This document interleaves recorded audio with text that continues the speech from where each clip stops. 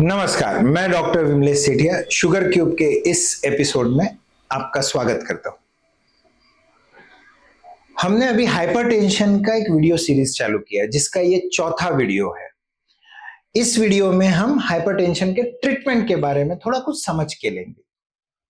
पिछले वीडियो में हमने उसका इंट्रोडक्शन दिया, डायग्नोसिस का पार्ट समझा, लाइफस्टाइल और लाइफस्टाइल मॉडिफिकेशन के बारे में समझा।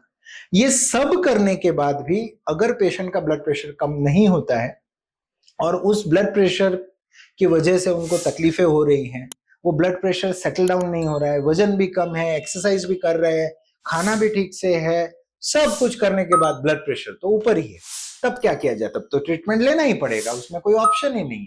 तो ट्रीटमेंट क्या क्या होते हैं, कैसे हो सकते हैं, ट्रीटमेंट क्या है, मेंटेनेंस क्या है, रोज का मेंटेनेंस क्या है, ट्रीटमेंट का क्या, आज हम इस वीडियो में जानते हैं, समझते हैं।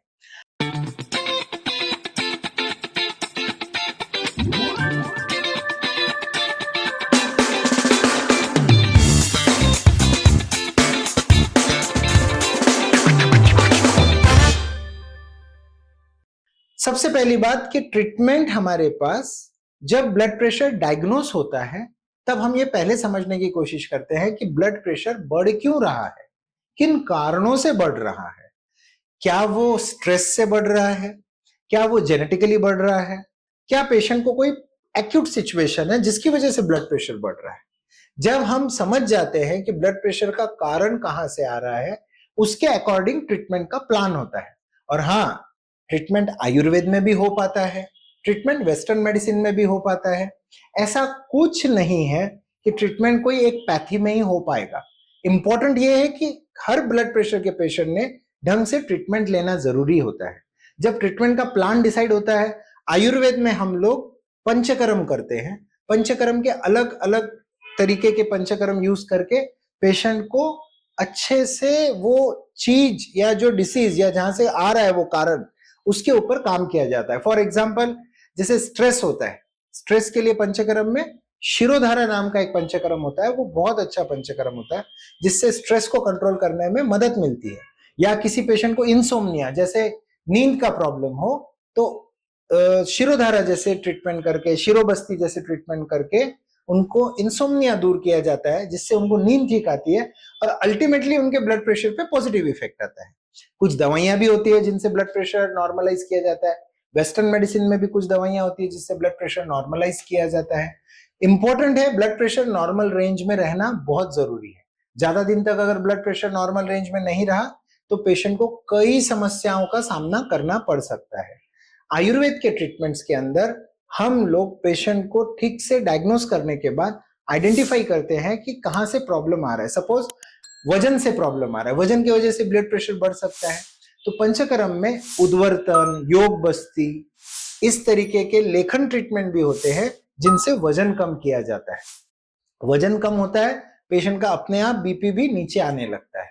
इस तरीके से आयुर्वेद के अंदर हम बहुत बार बोलते हैं ना कि आयुर्वेद जड़ से इलाज करता है, तो जड़ कहाँ होती है? जड़ समस्या, डिसीज की कहाँ है, वो ढूंढने में होती है। अगर हमने ढूंढा कि वो समस्या वजन में है, अगर हमने ढूंढा वो समस्या नींद में है, अगर हमने ढूंढा कि वो समस्या पाचन में है, तो वहां ट्रीटमेंट करने से ब्लड प्रेशर के ऊपर पॉजिटिव इफेक्ट पड़ता है। पर जब तक वो समस्या दूर नहीं होती, कुछ दवाइयां लेके ब्लड प्रेशर को नॉर्मलाइज रखना बहुत जरूरी है। नहीं तो उसका निगेटिव इफेक्ट किडनीज पे हो सकता है, आंखों पे हो सकता है, ब्रेन पे हो सकता है, हार्ट पे हो सकता है, और इन जगहों पे अलग अलग स्ट्रोक्स हो सकते हैं और पेशेंट को छोटी या बड़ी समस्याओं का सामना करना पड़ सकता है। आयुर्वेद में ट्रीटमेंट्स के अलग अलग स्तर भी होते हैं। कभी कभी पेशेंट को डायबिटीज जैसा प्रॉब्लम होने की वजह से ब्लड प्रेशर जैसी समस्या निर्माण होती है। डायबिटीज के अंदर बहुत बार ब्लॉकेज होने की टेंडेंसी बढ़ जाती है। उन ब्लॉकेज की टेंडेंसी या आर्थोस्क्लेरोसिस की टेंडेंसी बढ़ने की वजह से पेशेंट का ब्लड प्रेशर बढ़ने लगता है। तो जब आप डायबिटीज का अच्छा ट्रीटमेंट करोगे तो अपने आप ही ब्लड प्रेशर के ऊपर पॉजिटिव इफेक्ट जाता है। इन तरीके से ट्रीटमेंट करते समय हमको उसकी जड़ को समझना बहुत जरूरी है, उसके कारण को समझना जरूरी है। लाइफस्टाइल मॉडिफिकेशन भी एक तरीके का ट्रीटमेंट ही है। जब आप अगर अपना खाना, आहार और अपना व्यवहार और सबसे इंपॉर्टेंट अपनी सोच के ऊपर काम करते हो तो वो एक ट्रीटमेंट जैसा ही काम करता है।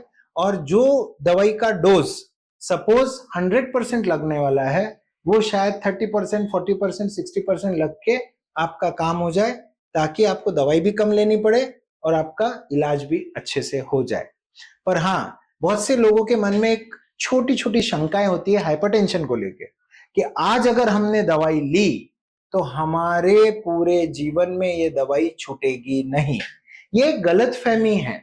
हाँ, मैं मानता हूं कि बहुत सारे हाइपरटेंशन के पेशेंट्स एक बार दवाई लेना शुरू करते हैं तो पूरी जिंदगी वो दवाई लेते रहते हैं। पर मैं ये भी जानता हूं और ये भी समझता हूं कि अगर आपके कारणों पे आपने काम किया, फॉर एग्जाम्पल सपोज वजन से आपका ब्लड प्रेशर बढ़ रहा है और आपने अपना वजन कंट्रोल कर लिया, तो कौन दवाई आपको देने वाला है? दवाई की जरूरत ही नहीं पड़ने वाली है। मतलब दवाई बंद भी हो सकती है। दवाई चालू होना या बंद होना ये उतना महत्वपूर्ण नहीं है जितना हाइपरटेंशन को कंट्रोल में रखना बहुत महत्वपूर्ण है।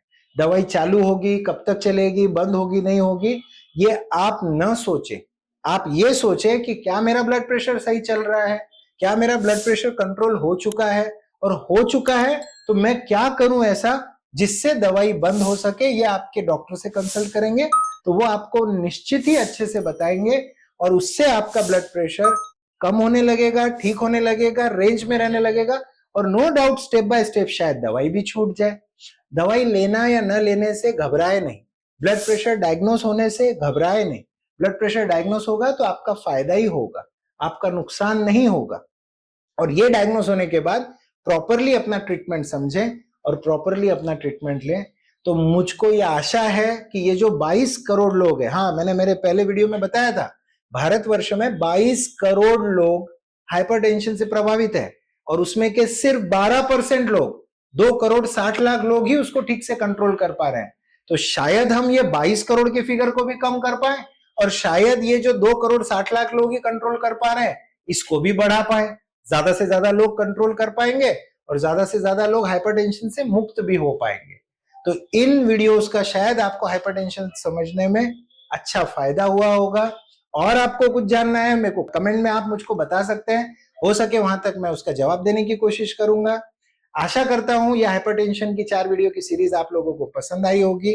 मैं doctor Vimlesh Sethia sugar cube के इस वीडियो से आपकी इजाजत लेता हूं। धन्यवाद।